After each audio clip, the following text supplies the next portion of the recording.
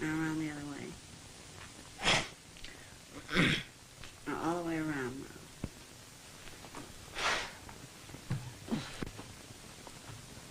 All right, this way. Thank you, and stay there a moment. Oh, right there, man.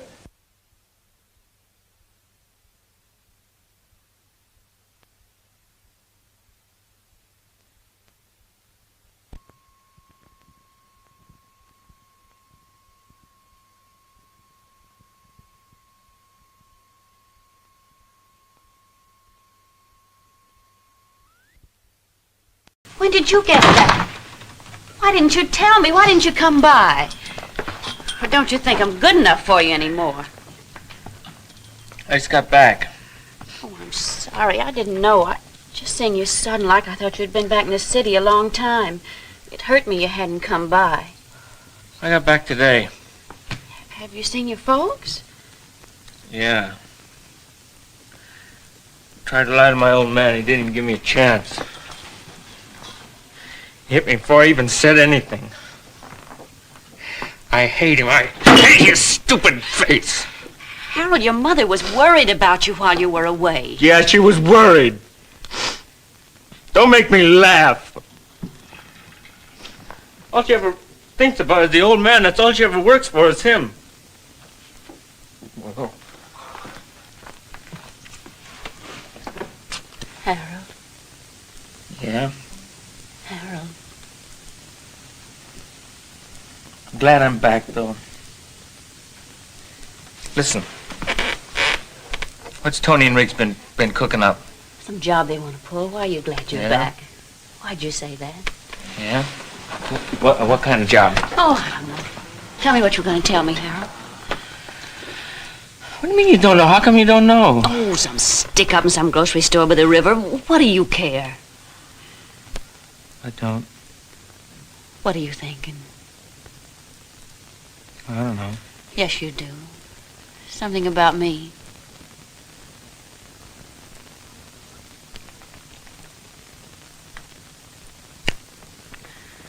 Are you glad because of me?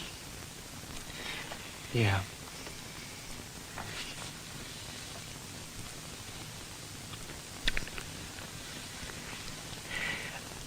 You been with any of the other fellas while I was gone? No, I haven't, Harold. I've been here waiting for you. Hey, let's get out of here. Every time I come back, I feel like I gotta break out. I'm getting out. How you gonna do it? I'll get a gun. My aunt gave me some dough for the train. I kept it and hopped the truck. Look, if we have a little dough and a gun, we can leave. You want to come? I'd be scared, Harold. Scared of what? I don't know. But you couldn't go alone. Your eyes... I can see good enough. Would we get married? Yeah, I guess so. If we could get a boat going down the river, it wouldn't cost us anything, and we could go to another town and live. And then I could pull a job, one job, an easy one, and that'd give us enough dough to keep going. Well, where'd we go? I don't know. We'll go to another country. My uncle's always talking about taking me to South America. He said he'd take me when he got his bonus. Listen, we could go there now instead of waiting for him. Far away like that? I don't know, Harold. Oh, well, look, it don't have to be that. It's just any place away from here. Marlon, what were the shows that you've done in New York? Name one or two for me. I was in Canada with Catherine Cornell. Yes. And I was in Eagle Rampant with Tallulah Bankhead. Yes. And I remember Mama. with Sophie Rosenstein. Not quite. And, Old Truckline Cafe. oh yeah, Truckline Cafe. That's good enough. Now will you turn your head for us? Sure. Now around the other way. Now all the way around now.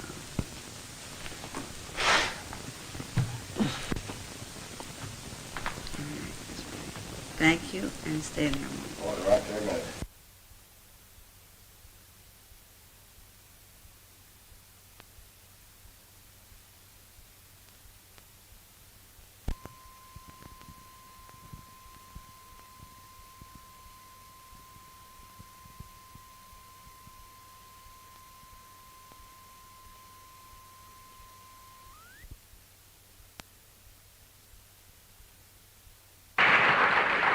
the last time I was on the show, I can hardly remember it, but I remember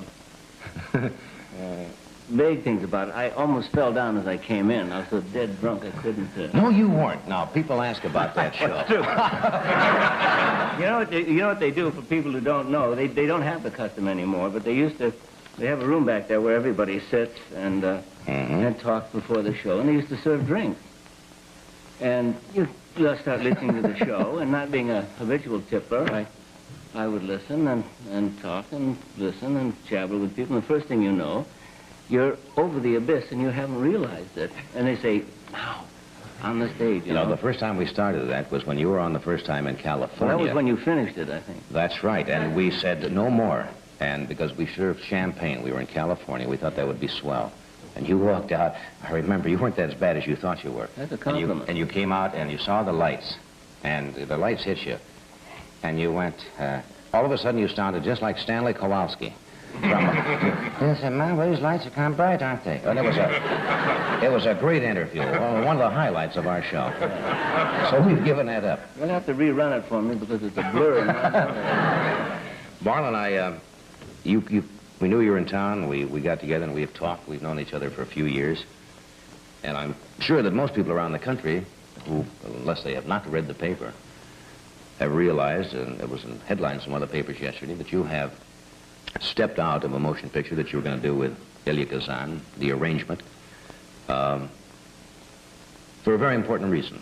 And I thought you might like to mention why, and then we'll pick up from there. Yeah, it was a very tough decision to make because I can't think of a director that's better than Gaj Kazan. To me, he is the best director.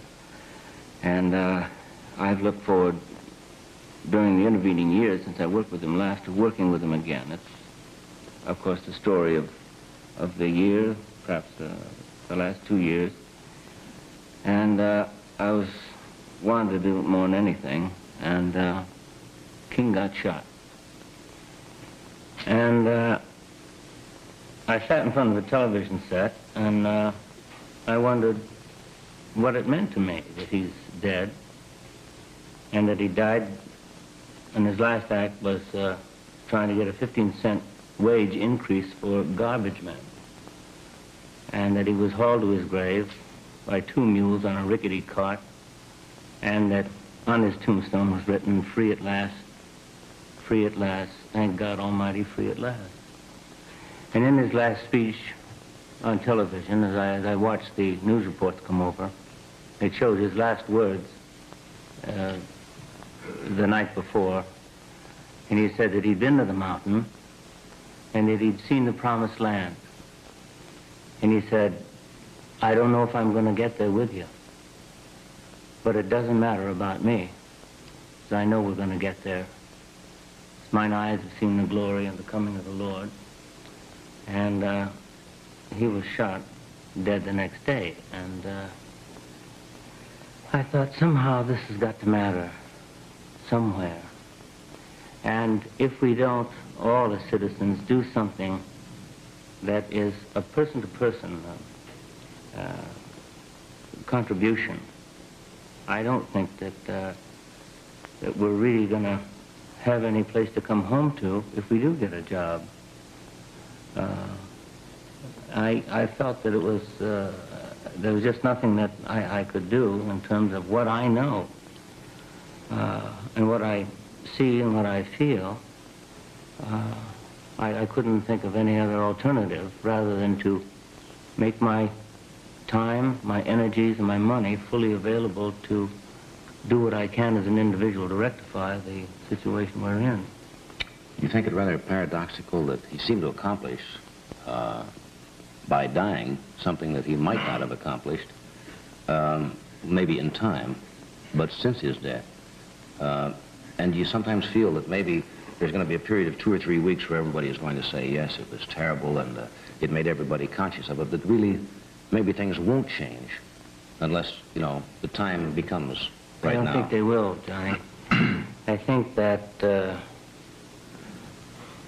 nothing is really going to change unless I do it, unless the trombone player does it, unless the guy sitting and watching the... Brando. They just changed my whole life as an actor. I was an Orson Welles, very dramatic Shakespearean actor, and when I was 13 or 14, I saw in 1 week, I saw Place in the Sun with Montgomery Clift in it, and the first time I saw Brando was not his first film, but I saw him in Viva Zapata. And those two movies changed my whole way of thinking about film. About acting. I had to rethink everything because it was so subtle. They were so beautiful. Was Brando the greatest film actor because of the quality of his talent and technique alone, or is it inseparable from his presence? I think it was both. It was both. But he had great technique. I mean, great. He was a great technician. But also he had a presence on screen that was just... but it was... Well, it's hard to distinguish between his acting and his personality, but he had such magnetism. He had such incredible magnetism. And then personally, just... I don't know. I mean, it was just... meeting him was one thing, and then working with him on Apocalypse Now, we had a lot of problems together, and he refused to be on the set the same time I was, and... Why? I'd like to think that he was doing me a favor, honestly, but it's a long story. We have nothing but time. Sure you do. Yeah, well, God. I went down, first of all, to do Apocalypse Now, Fred Roos wanted me to be in it. He had seen tracks that I did with Henry Jaglin and played a soldier coming back from the Vietnam War. I said, well, I'll do this, because I was in France and I was out of work. I said, I'll do this, but I want one line with Brando. I don't care what it is, I just want one line with Brando. So that was relayed to Francis. France said, okay. And so I arrive in the Philippines from France, and Brando has not arrived. Now, Brando's on $1 million contract, and he's going to play $1 million a week. He's going to do 1 week, and then he keeps going, whatever. So everybody's waiting for Brando to arrive because Brando has now been ill or something's happening, and everybody's sitting around waiting for Brando to arrive. So when Brando finally arrives, I have been down there a month and a half. And I have this crack unit. We're doing drills, we're doing karate, jiu-jitsu, we're climbing trees, we're scouting, we're holding bridges at the Japanese and everybody and the French and God knows who have lost and gained and so on in real wars. And we're doing really well. We're a crack unit. And I got the Ithagao headhunters, and we're going for it. So anyway, then we go to dinner. And at dinner, I have been given a little red book. This red book is a special services book by the Special Service, which I'm not really supposed to have, but one of the Green Berets gave it to me. And I got it in my boot. So at dinner, Francis has been on him. I don't know this, but Francis has been on him saying, you didn't read the book. You didn't read Heart of Darkness. He's been on Brando all day. He finds out Brando has not read the book because he's not going to have a story conference. We got to do this picture, blah, blah, blah. There's no ending. And I say to Brando, sitting across from him at dinner, I bet you haven't read the book. And he thinks I'm talking about Heart of Darkness, but I don't know this at the time, so I'm about ready to pull out the red book, and he gets up and he says, I don't have to listen to this. I don't have to take this, and he's screaming and yelling. Why do I have to hear it from him? I have to hear it from this punk, you know, and he's screaming and yelling at Francis, and he storms out of the house. So I take this very personally and start getting into my cups and and doing a few other things that we have plenty of down there. And we going to a boxing match. They've some bantamweights, Philippine bantamweights, which are really good. And they're going to put on a fight that night in Brando's honor. So we go there, and I sit behind Brando, and I start doing numbers on him at the boxing match. And then we go to see The Seven Samurai in a movie theater. And I'm sitting then again behind him, and I get up at one point and I say, there's an actor in here that, that said of a dead friend of mine that he wore his last year of Levi's, drove his last year motorcycle, and did his last year bongo drums, and I sure would like a piece of his ass. In film, on film, blah, blah, blah, blah, blah, blah, blah, blah, blah. And I storm out and stagger into some, motorcycle and fall over into some bushes or something, But anyway, the next day, everything shut down, and Brando and Francis go off on a 2-week river. That's all like the post-Brando generation. All of those people, literally all of them, wanted to become actors because of Marlon Brando. And he so rewrote the idea of what it was, what it could be. It was like what Bob Dylan did in the culture. It was like it just rewrote the game almost. Or like what Lenny did with comedy. Yeah, absolutely. Yeah. Lenny Bruce and there are these people who come and they have like a kind of a permanent. They're a permanent before and after. Yes. In a certain kind of field, you know what I mean? But my point about Brando was just that like he changed the idea of the type of person that male actors wanted to be. Suddenly it was like they wanted to have like a patina or a reputation as a visceral. They wanted to be visceral, not polished. They wanted to be muscular. They wanted to be masculine. They wanted to be, intense.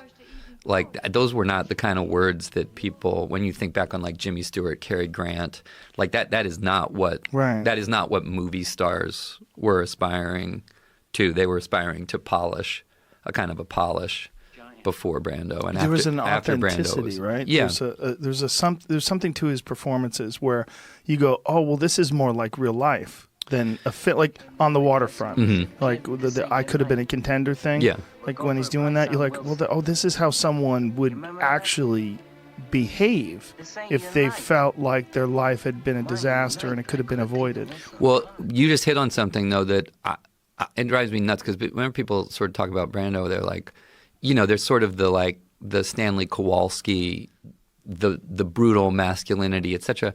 The thing about Brando is he is beautiful. He's kind of this enormous Roman-looking guy, but where he really kills is this kind of broken sensitivity that he had. And I Could Have Been a Contender is not a tough guy speech. Right. It's the opposite. It's a broken tough guy. It's a guy practically crying, saying like, You were my brother, and you should have looked out for me. I needed you looking out for me, and my life's gone down the toilet because of that. In that moment, you didn't look out for me.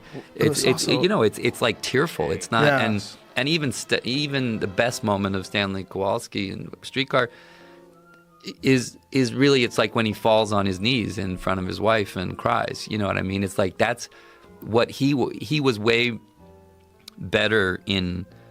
In a lot of ways, to me, it's the fact that he was actually kind of in touch with his emotional life. It's not that he was like so macho at all. It's that he looked that way, but he actually had this like poetic sensitivity.